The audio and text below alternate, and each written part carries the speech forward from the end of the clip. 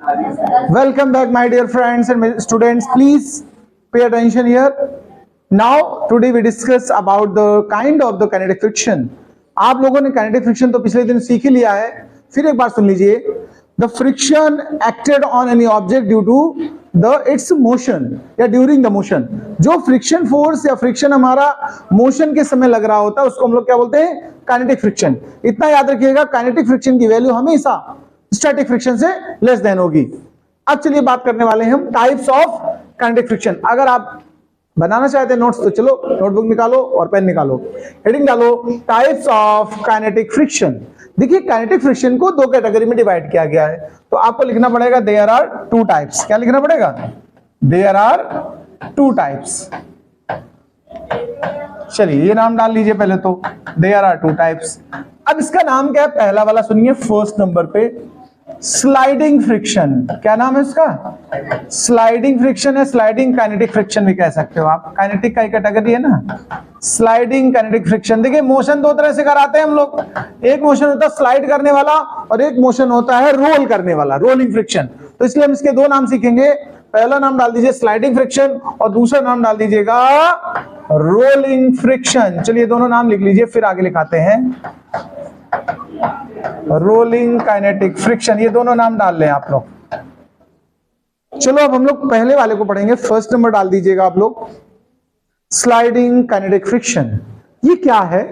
देखिए when any object, one object is slides on the surface of another object, then the friction force acting between the contact surfaces is known as sliding friction. अगर एक object दूसरे object की surface पे slide कर रहा हो, slide तो समझते हो ना, है? जैसे स्लाइड से आप स्लाइड करते हो स्लाइडर से पार्क में, तो one surface slides over other surface, then the friction force acting between these two surfaces is known as sliding friction. Okay, definition यही लिखिएगा, लिखिए जरा. When one object is slides over, when one object is slides over surface of other object, surface of other object, then the friction force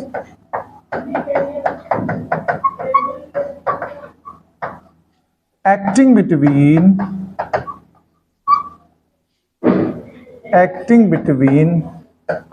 contact surfaces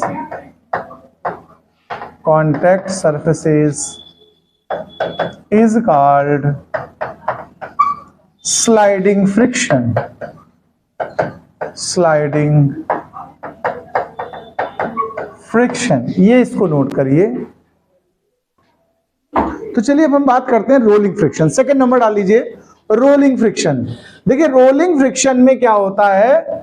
role करता है कोई object, जैसे suppose करो wheel है, ये रोल कर रहा है, ये व्हील बना दिया हमने आपको समझाने के लिए, ये रोलिंग फ्रिक्शन होने वाला है. तो रोलिंग फ्रिक्शन में वो फ्रिक्शन जो वन ऑब्जेक्ट सेकेंड ऑब्जेक्ट की सरफेस पर रोल करने में जो रोल प्ले करे, यानी इसको डेफिनेशन वाइज अगर हम बात करें तो हम कहेंगे when one object rolls over the surface of other object, then the friction force acting between the contact surfaces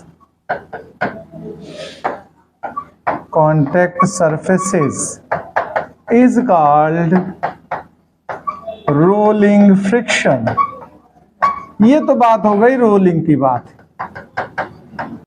तो चलिए देख लीजिए जरा, रोलिंग फ्रिक्शन की बात हमने कही थी आपसे. रोलिंग फ्रिक्शन ध्यान रखने वाली बात है, हमेशा ध्यान रखिएगा रोलिंग फ्रिक्शन स्लाइडिंग फ्रिक्शन के कंपैरिजन में लेस देन होता है.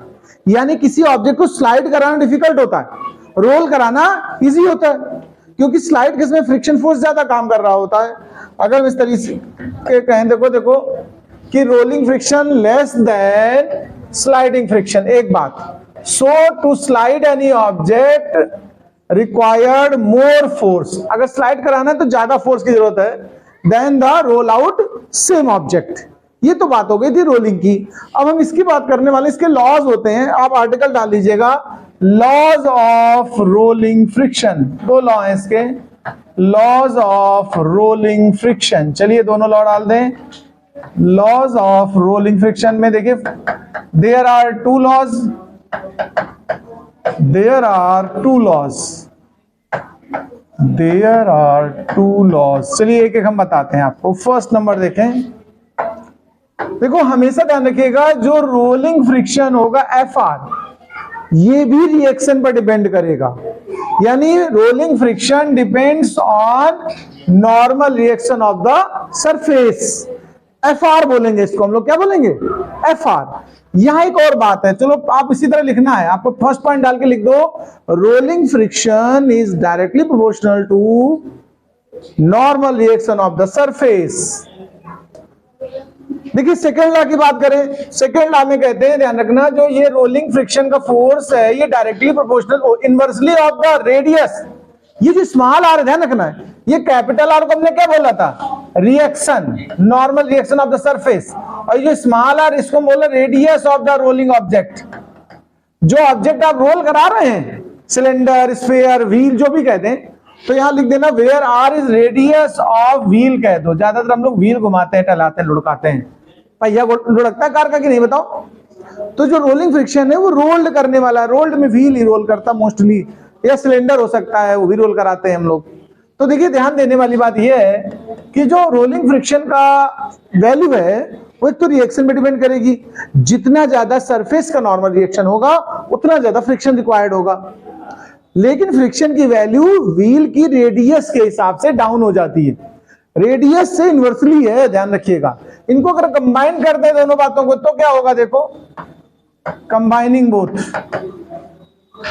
तो फार्मूला क्या बनेगा बताओ। अच्छा, F R proportional capital R by small R. Proportionality हटाते हो, जिंदगी भर सुना होगा आपने एक बात की, क्या कांस्टेंट डालते हैं, क्या डालते हैं, तो यहां पर भी एक कांस्टेंट आएगा, बस कांस्टेंट के सिंबल बदलते रहते हैं जरूरत के हिसाब से। यहां पर आ गया म्यू आर, ये आर पता क्या शो कर रहा है, rolling friction, where mu R is the, where mu r is the coefficient of rolling friction, rolling friction। चलो भाई इसको नोट करो। हम लोग जानना चाहते हैं, अब एक एग्जांपल ले रहा हूं मैं, कि रोलिंग फ्रिक्शन और स्लाइडिंग फ्रिक्शन, एक्सेलरेशन का क्या रोल होगा वहां पर। तो देखिए एक टॉपिक हम डिस्कस करने वाले हैं, एक इंक्लाइन प्लेन ले लो, आप क्या ले लो, इंक्लाइन प्लेन पे कोई ऑब्जेक्ट रखा हुआ है, उसका अपना कोई मास है। आप इतना ध्यान रखिएगा, हमारा जो वेट होता है ऑब्जेक्ट वो किधर होता है, डाउनवर्ड होता है। अगर ये एंगल थीटा, ध्यान रखिए, तो ये भी थीटा होगा, ज्योमेट्री से मैं पीछे बता चुका हूं, अगर नहीं पता तो फिर सुन सकते हो, एक बार आप देखो अकॉर्डिंग टू ज्योमेट्री। अगर ये थीटा है, ये 90 है, तो ये कितना बचेगा बताओ, 90 माइनस थीटा बचेगा कि नहीं बताओ। और ये पूरा 90 होता है कि नहीं होता है। अगर ये 90 माइनस थीटा है और ये पूरा 90 में से, देखो ये पूरा 90, उसमें से 90 माइनस थीटा हटा दो, तो 90 माइनस थीटा जब सब्ट्रैक्ट करोगे तो प्लस का थीटा हो जाएगा, तो बचेगा क्या, तो यानी ये वाला एंगल क्या बन गया, थीटा बन गया। ये mg है, अगर mg का इस तरफ कंपोनेंट बनाएंगे तो mg cos थीटा लिखेंगे, उसको क्या लिखेंगे, ये हॉरिजॉन्टल कंपोनेंट होगा। इस तरफ mg का जो इस तरफ कंपोनेंट आएगा इसको हम लोग क्या बोलेंगे, mg sin थीटा, ये वर्टिकल कंपोनेंट कहा जाएगा। ऑब्जेक्ट की टेंडेंसी देखिएगा, ये किधर स्लाइड करने वाला होता है, डाउनवर्ड। अगर, हाँ सुनो, अगर हम फोर्स लगा रहे हैं ऊपर की तरफ, देखो दो कंडीशन हो सकती हैं, हम अपना फोर्स नहीं अप्लाई कर रहे हैं कोई, तो ये अपने आप नीचे को स्लाइड करेगा। जब ये डाउनवर्ड स्लाइड कर रहा होगा, ध्यान देना, तो फ्रिक्शन किधर काम कर रहा होगा, ऊपर। लेकिन अगर हम फोर्स लगा के इसको खींच रहे होते तो फ्रिक्शन किधर होता, नीचे। फ्रिक्शन हमेशा मोशन के या मोशन की टेंडेंसी के अपोजिट चलेगा। फिलहाल तो मैंने फोर्सेस का क्लासिफिकेशन किया हुआ है, अब हम फोर्सेस को बैलेंस करने जा रहे हैं। क्या करने जा रहे हैं? हमने यहां पर मोशन लेट किया है, रेस्ट नहीं लेट किया। रेस्ट करने में सभी अपोजिट फोर्स इक्वल कर दिए जाते हैं, लेकिन अगर मोशन होता है, ध्यान रखना, तो जिस डायरेक्शन में मोशन होगा उस डायरेक्शन और उससे अपोजिट डायरेक्शन के फोर्स एक रिजल्टेंट फोर्स को बनाएंगे। इसी वजह से तो मूव कर पाएगा कोई चीज। भाई कोई मान लीजिए कोई सामान रखा है, हम आगे खींच रहे हैं, कोई पीछे खींच रहा है, दोनों बराबर लगा रहे हैं, तो क्या मूव करेगा क्या? तो यानी वो इक्वल है। लेकिन अगर हम खींच रहे हैं ज्यादा ताकत से, वो पीछे वाला कम ताकत लगा पा रहा है, तो फाइनल रिजल्ट कुछ आएगा फोर्स का कि नहीं आएगा? तभी तो चीज स्लाइड होगी। तो ये ध्यान रखना, अगर मोशन हम कंसीडर करेंगे कभी, तो हमें ये देखना होगा कि मूवमेंट किस तरफ हो रहा है, रिजल्टेंट फोर्स वहीं बचेगा। फिलहाल हम बैलेंस करें, देखो अप और डाउन मोशन तो हो नहीं रहा है सर, देखो ऐसे। तो यहां पर अगर हम बात करें तो आर बैलेंस हो गया mg cos थीटा से। देखो R balances by mg cos theta, इसलिए ना तो ऑब्जेक्ट डाउनवर्ड जा रहा है ना ऊपर उछल रहा है। देखो हाँ, लेकिन यहां इसको देखो mg sin थीटा ग्रेटर है, घसीट पा रहा है। देखो mg sin थीटा घसीट रहा है इधर को, और fs उसको अपोज कर रहा है, लेकिन अपोज कर नहीं पा रहा पूरी तरह, तभी तो रिजल्ट फोर्स बचा। और रिजल्ट फोर्स को हम लोग पीछे देखो फ्री बॉडी में पढ़ाया था हमने, एमए होता था, याद आया कि नहीं आया बताओ? तो जब दो फोर्स आपस में अपोजिट होंगे और मोशन हो रहा होगा, तो हम सेपरेट करके इज इक्वल टू क्या लिखेंगे? एमए। हाँ, एक फोर्स और हो सकता था, फिलहाल यहां नहीं बता रहा हूं मैं, लेकिन समझ फिर भी लीजिए। अगर हम इसको ऊपर घसीट रहे होते, फोर्स अपना लगा के कोई, उसको हम कैपिटल एफ दे दें, सपोज करो, क्या देते हैं? एफ फोर्स से हम घसीटेंगे तो अपोज करने वाले दो फैक्टर होंगे। कौन? mg sin थीटा तो कर ही रहा था, एफएस और नीचे काम करेगा। देखो तो अब हम कहेंगे capital F minus FS minus mg cos theta, ये sin theta is equal to ma। अगर ऐसा होता तो, फिलहाल अभी तो हम उसको नहीं ले रहे हैं। तो पहले बताओ दोनों इक्वेशन समझ में आया है? यहां ध्यान देना, एफएस हमने पीछे कहीं ना कहीं तुम्हें पढ़ाया, एफएस इज इक्वल टू क्या पढ़ाया बताओ? म्यू, याद है? म्यू के सफिक्स में एस डाल दिया करते थे स्टैटिक की वजह से। FS is equal to mu R होता है, और आर अभी निकाला हमने, क्या निकाला देखो? तो ये हो गया FS mg cos theta, equation 3। इस 3 इक्वेशन का जो एफएस है वो इक्वेशन 2 में पुट करना है तुम्हें। देखो तो फ्रॉम इक्वेशन 2 एंड इक्वेशन 3, चलो पुट करते हैं। mg sin थीटा देखना जरा भैया, आराम से देखना, mu S mg cos theta is equals to ma। दोनों साइड देखो m कॉमन है, देखो काट डालो, तो a इज इक्वल टू क्या बचा? g sin theta minus mu S g cos theta. आप देखो एक्सीलरेशन का फार्मूला आ गया।